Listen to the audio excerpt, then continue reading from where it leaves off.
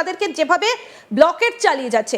এখানে একটা প্রশ্ন স্যার, সেটা হচ্ছে যে ইরান কিন্তু অনেক দিন ধরে বলে আসছে যে কিছুতেই আমেরিকা ব্লকেট সরাচ্ছে না, তাহলে কি সেই কারণেই একটা পাল্টা হুমকি ইরানের তরফ থেকে এই আবুধাবির নিউক্লিয়ার পাওয়ার প্ল্যান্টে আক্রমণ, সেটা কি আমেরিকাকে বেগ দেবার জন্যই? দেখো, আবার ইরানি এই হামলাটা করেছে, আমি কিন্তু 100% একমত হতে পারছি না। এর মধ্যে অনেক হয়তো গভীর ব্যাপার পরে বেরিয়ে আসবে, কিন্তু শিওরলি ইরান ফুললি প্রিপেয়ার।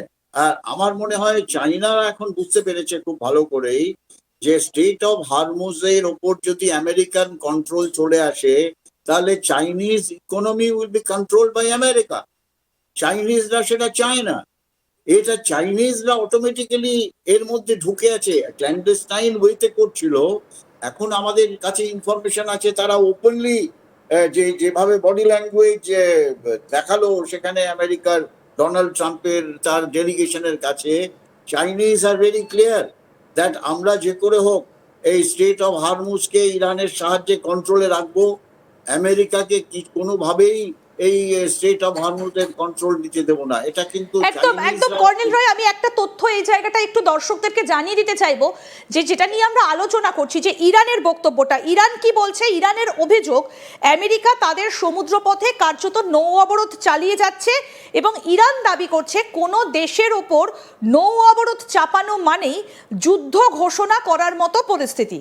এবং মেজর জেনারেল মহসেন রেজাই আরও বলছেন, আমেরিকা সরে না গেলে গালফ অফ ওমান তাদের জাহাজের কবরখানা হবে। খুব স্পষ্ট করে এটা যে মেজর জেনারেল মহসেন রেজাই বলেছেন।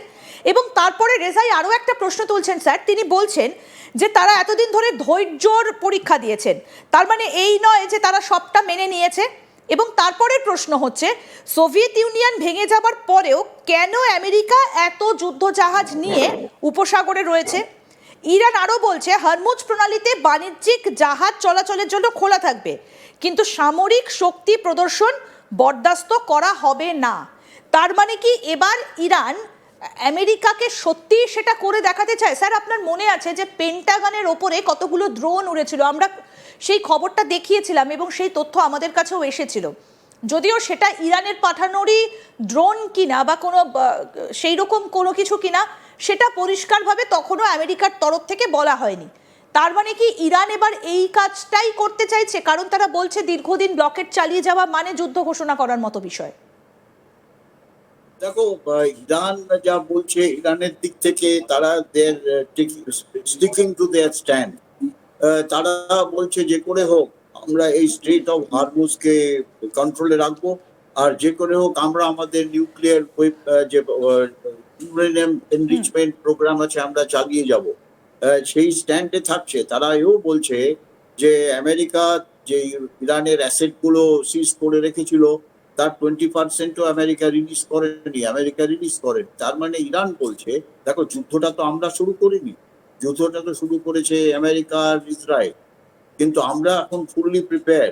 আর যেটা আমি তোমাকে এর আগে বললাম যে চাইনিজরা মনে করে যে আমেরিকার এই যুদ্ধ, ইরানের বিরুদ্ধে যুদ্ধ, ইন এ ডিফারেন্ট ওয়ে, যুদ্ধ এগেনস্ট দি চাইনিজ ইকোনমি। তার কারণ যদি স্টেট অফ হরমুজকে আমেরিকা কন্ট্রোলে নিয়ে নেয়, তার মানে চাইনিজদের ইকোনমি আমেরিকা কন্ট্রোল করবে। সে সিমিলারলি যে হেল্প যত এতদিন পর্যন্ত তো ক্ল্যান্ডেস্টাইন ওয়েতে চাইনিজরা শুধু স্যাটেলাইট দিয়ে ইনফরমেশন ইত্যাদি দিয়ে যাচ্ছিল, কিন্তু তোমাদেরই প্রোগ্রামে আমরা আগে ব্রেক করেছিলাম যে 6টা Chinese submarine already state of Hormuz দিয়ে পার্সিয়ান গালফে ঢুকেছে। আর শুধু তাই না, চাইনিজরা তাদের যে অ্যাক্টিভিটিস গুলো, মিলিটারি অ্যাক্টিভিটিস গুলো ক্ল্যান্ডেস্টাইন হয়েছে তারা চালিয়ে গেছে। ইরানকে তারা ফুল সাপোর্ট দেবে in case there is any বিশ্বযুদ্ধ। সেখানে এই থ্রেটটা তো ইরান দিয়েছে। দেখো এখন আমেরিকার দিক থেকে কি রিয়াকশন হয়। আমেরিকা কি চাইবে যে রিটালিয়েট করবে in physically again by another strike? যেটা ডোনাল্ড ট্রাম্প কিন্তু হিন্ট দিয়েছে কি আমি আমার ধৈর্যের বাইরে সবকিছু চলে যাচ্ছে, আমি কিন্তু আবার স্ট্রাইক করবো। এটা আমাদের দেখতে হবে, কিন্তু এটা একটা বাকযুদ্ধ হতে পারে, একটা সাইকোলজিক্যাল ওয়ারফেয়ারও হতে পারে। যে প্রেসার ক্রিয়েট করা, মেন্টালি একটা প্রেসার ক্রিয়েট করা। Pressure create, right, pressure create করা। দেখো ইরানের ওপরে অলরেডি ইকোনমিক প্রেশার দিয়েছে, এখন মিলিটারি প্রেশারও দিয়ে যাচ্ছে, কিন্তু ইরান সেটা অ্যাবজর্ব করছে। Iran has got the capability two absorbing this pressure, উল্টো কাউন্টার প্রেশার দিচ্ছে আমেরিকার ওপরে। তো সেখানে আমার মনে হয় না যে আমেরিকা একটা বিশ্বযুদ্ধের পরিস্থিতি আবার সেখানে স্ট্রাইক করে শুরু করবে।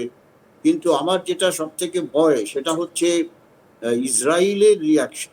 দেখো ঠিক এটা ঠিক। আহ, কি হতে পারে ইসরায়েলের দিক থেকে, এটা তো এখন এই মুহূর্তে ভাবা বড় মুশকিল। কিন্তু ইসরায়েল এরকম একটা দেশ, তারা মনে করে it's a question of survival of their nation, of their country.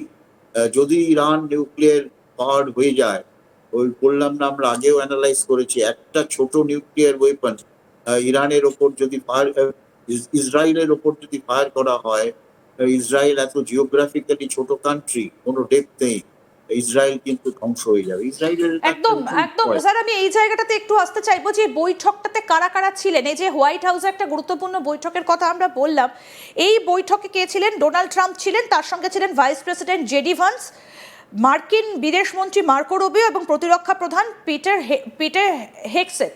তাদেরকে নিয়ে এই বৈঠকটা হয়। তাহলে চীন থেকে ফিরেই এই জরুরি বৈঠকে কেন বসলেন ডোনাল্ড ট্রাম্প? উদ্দেশ্যটা কি আসলে?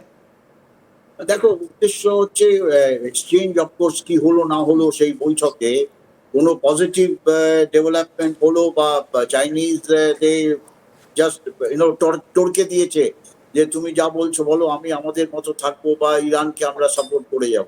এটা একটা ওভারঅল অ্যানালিসিস, যদিও সবাই কিন্তু এই বৈঠকের মধ্যে ছিল না, বা আমেরিকা, ডোনাল্ড ট্রাম্প তাদের যে ডেলিগেশন নিয়ে গেছিল সেই ডেলিগেশনের মধ্যেও এরা ছিল। কিন্তু একটা যদি একটা অপারেশনাল বৈঠক হয় পেন্টাগনে বা পেন্টাগনের থ্রু দিয়ে, যে what will be the next military step by USA, সেটা কিন্তু বাইরে বেরিয়ে আসবে না। সেটা will be totally confidential secret বৈঠক। তোমার আমার সেটা জানার কোনো ক্ষমতা থাকবে না। সেটা হয়নি। অবভিয়াসলি এই বৈঠকের উদ্দেশ্য হবে যে কি হলো না হলো, আর পরবর্তী যে মুভমেন্ট আমেরিকার দিক থেকে বা ইসরায়েলের দিক থেকে কিভাবে এটা রিজলভ করা যায়। ওই যে মিডিয়েটার, পাকিস্তানকে মিডিয়েটার থেকে সরিয়ে বা পাকিস্তানকেও রেখে তার মধ্যে ভারত আর চায়নাকেও ঢোকানো যায় কিনা, সেই সমস্ত ডিসকাশন হতে পারে। দেখেন, আমার মনে হয় in heart of heart even America বা ইউএস বা ডোনাল্ড ট্রাম্প নোজ কি এই যুদ্ধে তারা যতই শক্তি প্রদর্শন